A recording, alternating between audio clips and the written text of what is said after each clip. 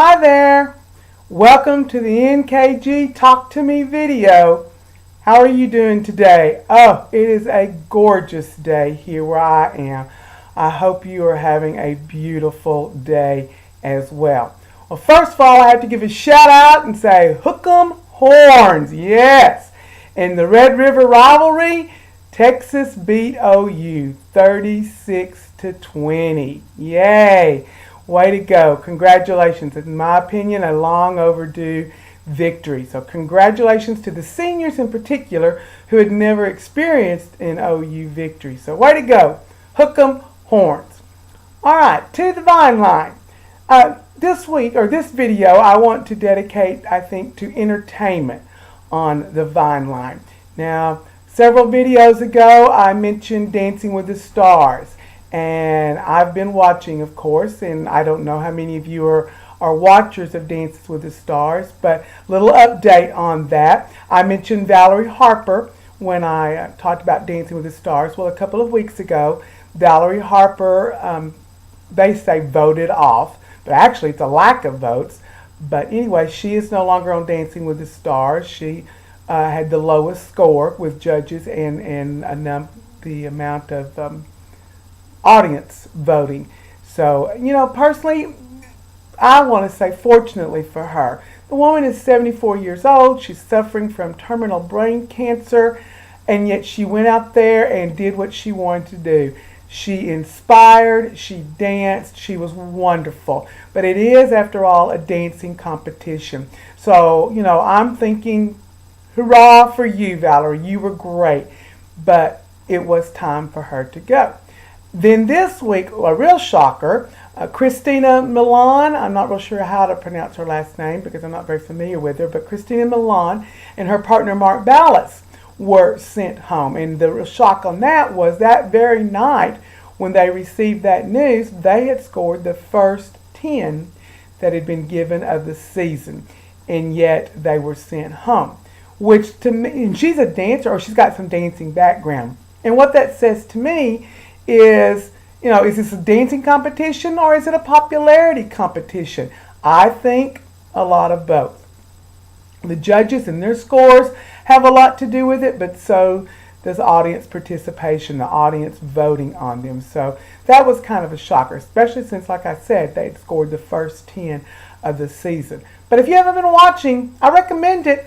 It's entertaining. I love the dancing, and so, watch it. Bill Engvall has really surprised me. He has absolutely no dance experience, and he has got his heart into it and is actually doing quite well. So kudos to him. But you might want to tune in. Dancing with the Stars on Monday night, ABC, starting at 7. So that's the first thing I want to talk about. And then I want to talk about at the cinema, Gravity, the new space thriller movie starring Sandra Bullock and George Clooney. And I do mean starring Sandra Bullock and George Clooney.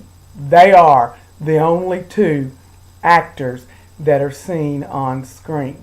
You have voices, Houston, NASA and all that, but they are the only two. Actually, Sandra Bullock pretty much carries the weight. George Clooney is not in there all the way through, and she is.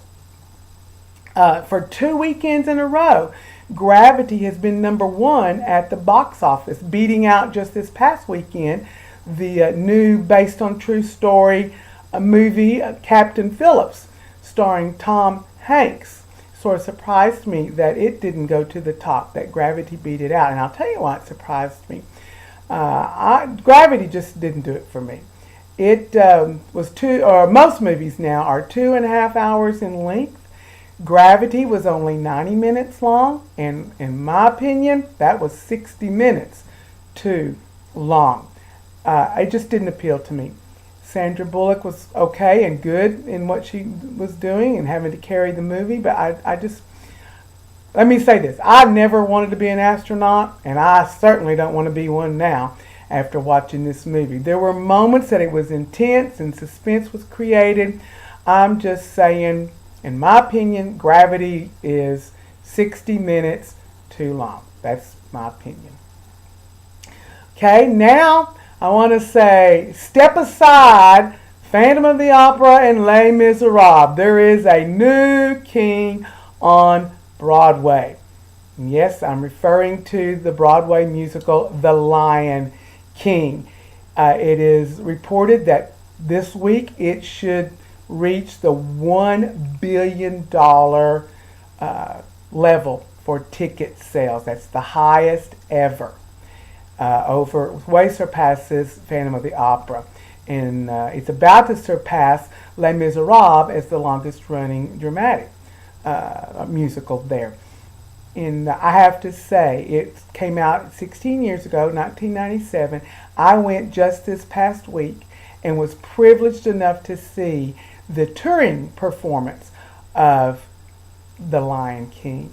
Oh my goodness. When Lion King came out on Broadway in 1997, in 1998 it won 6 Tony Awards. 3 of them were Best Musical, Best Costume Design, and Best Choreography. And I'm telling you, amen to all 3 of those. Oh my word, the costuming, ingenious, extremely creative.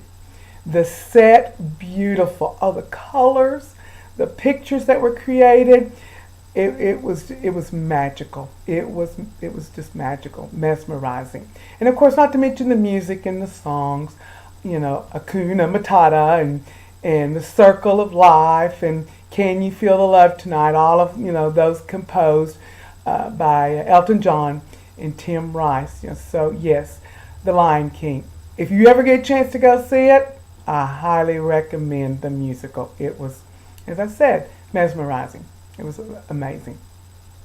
I mentioned a few videos ago that this past summer I went to see Celine Dion in Las Vegas. Well, I want to give a plug to that.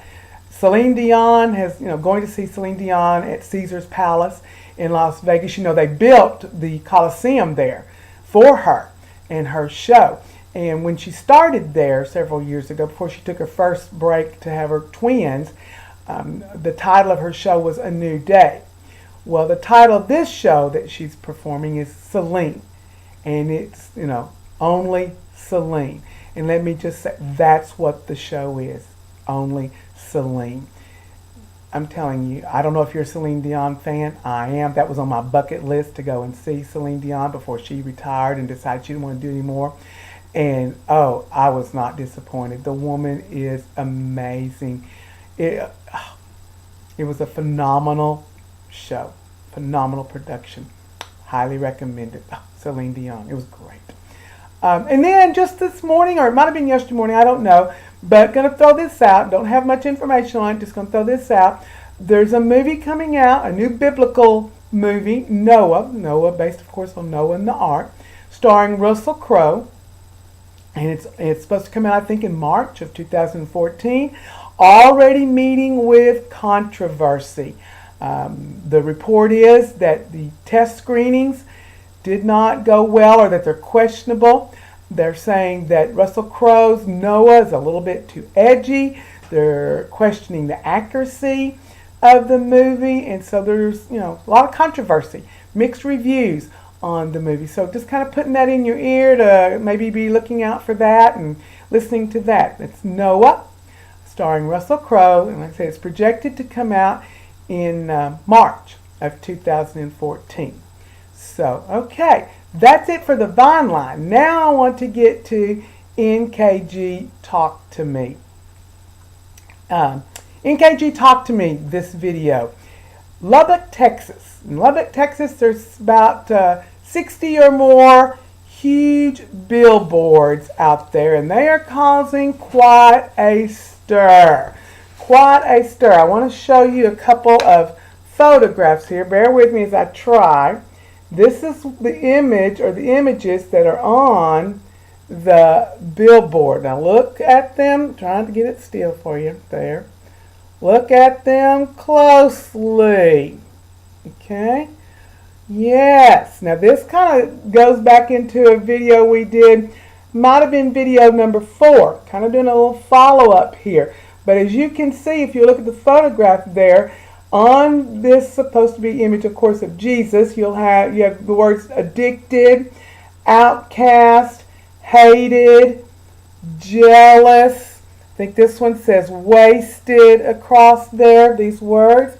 Now, suppose, as you can see from this photo here, JesusTattoo.org, the report is that this is a small outreach group, non-denominational.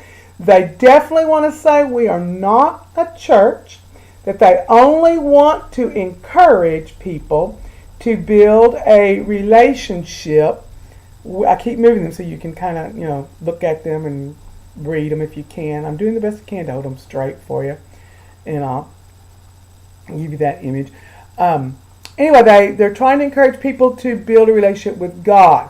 Their campaign, I'm going to read the quote here, is that Jesus' love transforms us. Jesus' love transforms lives. He loves us unconditionally, no matter what you've been marked with. Faith in Him and love for others will transform us. I found this very interesting, especially based upon what we discussed a couple of videos ago about stereotype of tattoos and that, and what is a tattoo, what does it represent, what are our stereotypes with it. I just found there's a lot of controversy over these billboards in Lubbock, Texas. I have not spent a lot of time on this website, JesusTattoo.org. I think it might be interesting to check into. But I want your comments. NKG, talk to me. Is this blasphemous and derogatory, totally inappropriate, or does it present a positive message? And one more time, I want to repeat for you what they're saying, what they're trying to put out there, what they say they're trying to put out there. That Jesus' love transforms lives. He loves us unconditionally. No matter what you've been marked with, faith in Him and love for others will transform us. Find that very interesting. So please, give me your comments on this. I look forward to feedback and anything else that you want to comment on or talk to me about. Okay, that's it for this time. Until the next time, please share the link with anyone that you think might enjoy it.